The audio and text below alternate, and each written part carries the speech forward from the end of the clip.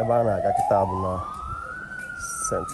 Alfred Catholic Church. St. Alfred Catholic Church dị n'Agbudu. Ebe a ga-anọ wee ka amụ ụmụ ụka ikpeazụ.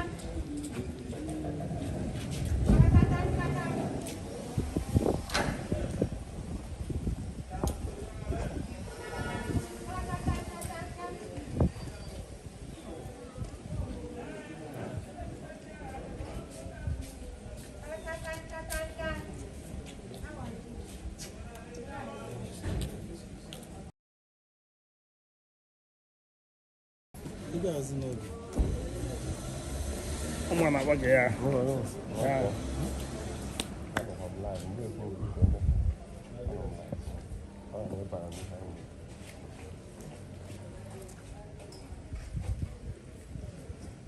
Inanya ihu na ebunetegwu church.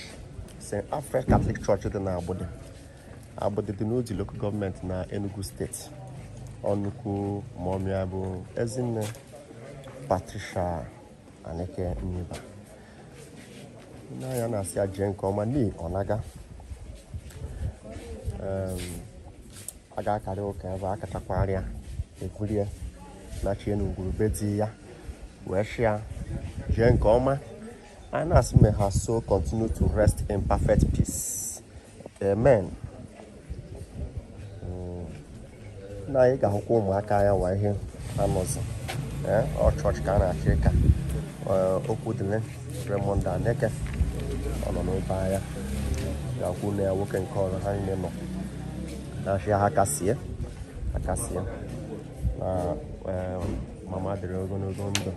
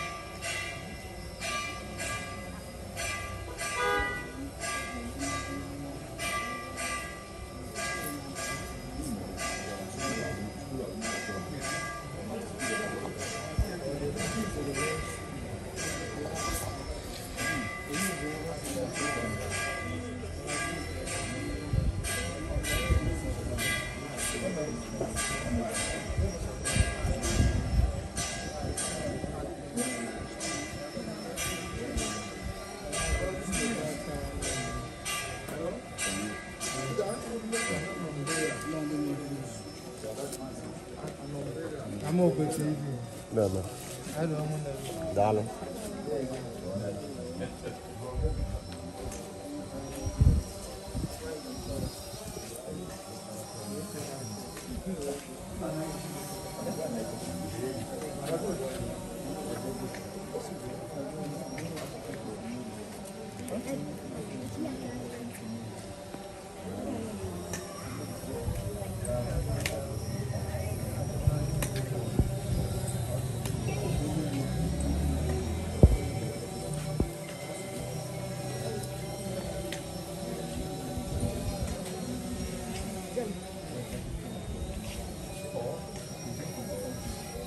Aka ga-anachite ọzọ.